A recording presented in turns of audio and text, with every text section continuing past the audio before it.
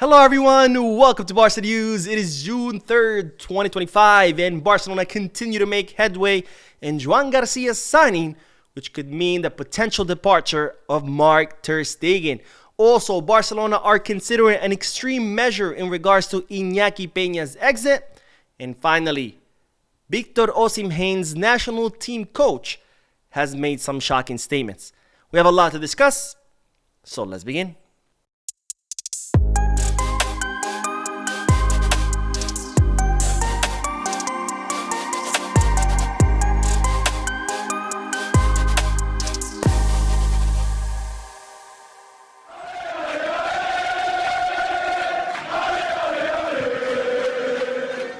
Hello everyone, welcome to the channel. My name is Mo, and just a reminder that as I announced during yesterday's podcast, starting June 14th, every Saturday of every week, I will be holding a special podcast exclusive only for channel members, where we're gonna get to talk about anything you guys want, football, Barcelona, anything else. You're gonna be able to ask me any questions you would like, and of course, this will only be for channel members. So if you're already a channel member, don't worry, you're gonna have access to these podcasts. It starts in June 14th every Saturday.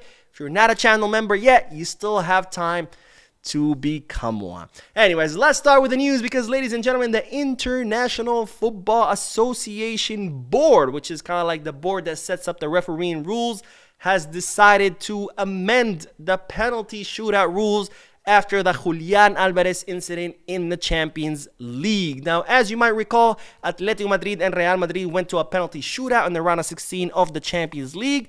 Julian Alvarez took the second penalty for Atletico Madrid, where he slipped, and the VAR detected a double touch, that he touched it with his kicking leg and non-kicking leg, and as a result, the referee decided to count that penalty, which Julian Alvarez did score, as a missed one, and eventually Real Madrid ended up qualifying to the quarterfinals, of course, only to be humiliated at the hands of Arsenal. Now, of course, there was a lot of controversy because they were saying, it wasn't a double touch, or if it was, should have the penalty kick been retaken, or should have been declared as missed, blah, blah, blah. Atletico Madrid filed an official complaint against the rules, stating that it wasn't clear enough. And well, after lots of controversy, the IFAB or EFAB, or I don't know, International Football Association Board has decided to amend the rule. And this is what the new rule currently reads. When the penalty taker accidentally kicks the ball with both feet simultaneously, or the ball touches their non-kicking foot or leg immediately after the kick, if the kick is successful, it is retaken. If the kick is unsuccessful, an indirect free kick is awarded, unless the referee plays advantage when it clearly benefits the defending team, or in the case of penalties or penalty shootout, the kick is recorded as missed. So in other words, if a player touches the ball with both feet, accidentally of course, and the ball goes in, he has to retake it.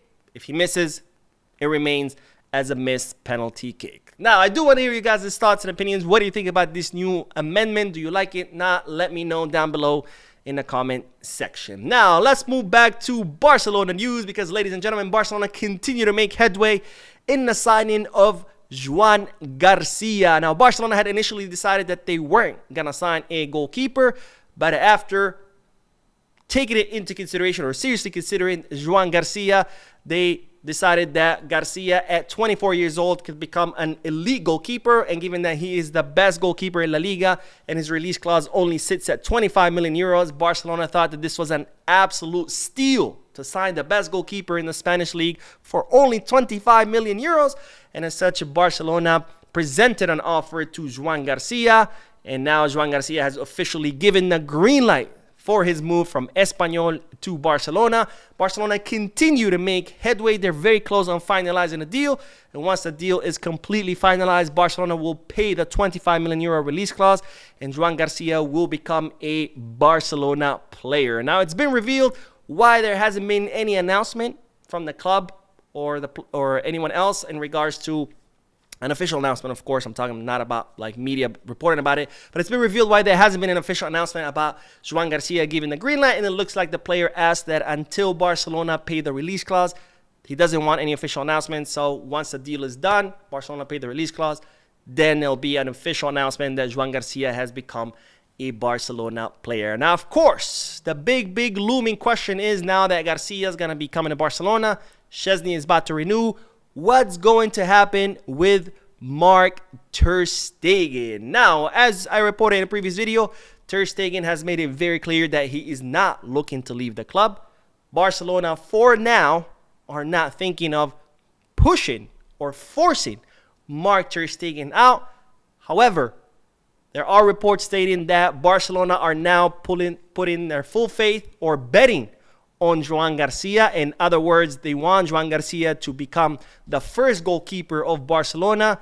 And that, of course, could change things for Mark Ter Stegen, because even though he's right now saying he doesn't want to leave, if Garcia ends up becoming the number one, which is looking like it because Barcelona are betting on him since he's 24 years old, he has a long career ahead of him, that could change the situation for Ter Stegen, especially since we do have a World Cup in 2026.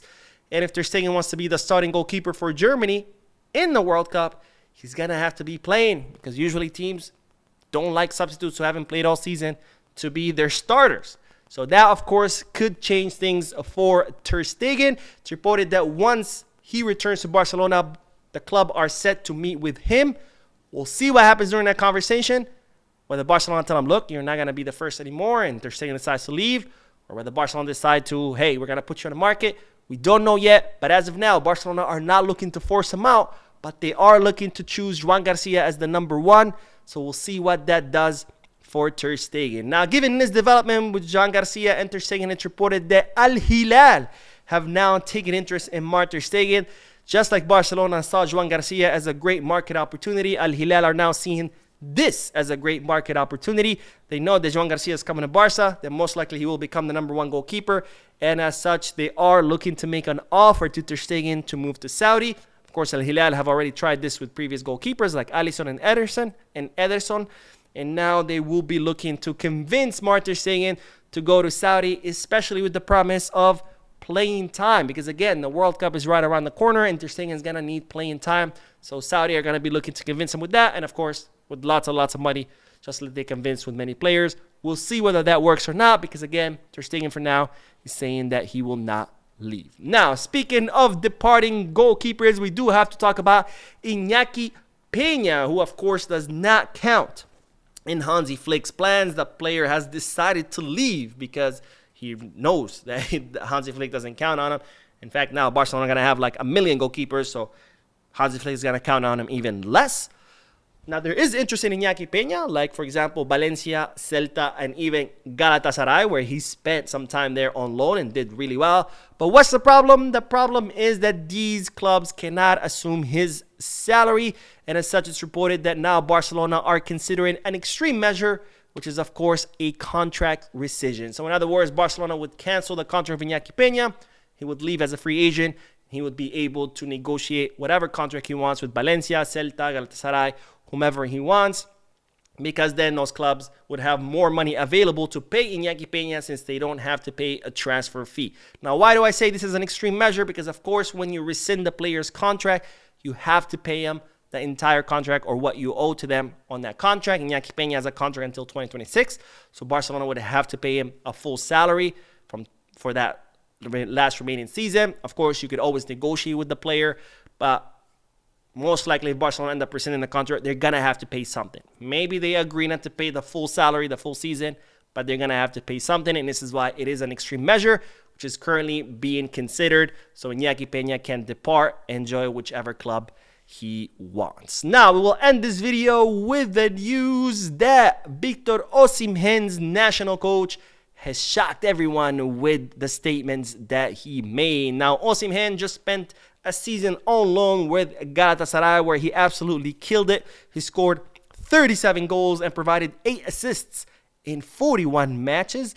That's a 45 goal contribution in 41 matches. That's a guaranteed goal or assist per match. Now, of course, it is the Turkish league, but nonetheless, those are still very impressive numbers. And his national coach made some shocking statements where he revealed that looks like Osimhen will not be returning to Napoli. He most likely will be making a move somewhere else. And this is what Osimhen's coach said. Victor, for me, is the best center forward in the world. The reality is that with the market window open, a player like him cannot be 100% focused. I have to protect him physically and mentally because he will be transferred. Again, he will be transferred. Maybe to a club like Manchester United or maybe Barcelona, Chelsea, or Real Madrid. So Osimhen's national team's coach confirming that the player will be transferred. In other words, he will not play with Napoli next season. And of course, the question is, where do you think he's going to end up? Should he come to Barcelona? Let me know down below in the comment section. Now, of course, Barcelona are not considering signing any center forwards this summer, but if you were Deco, would you consider Osimhen? Again, I'm curious to hear you guys' thoughts. That is all for this video. We'll be uploading another video in a little bit, so stay tuned to the channel. Don't forget to hit the like button, subscribe to the channel, drop a comment, and as always, Visca Barça.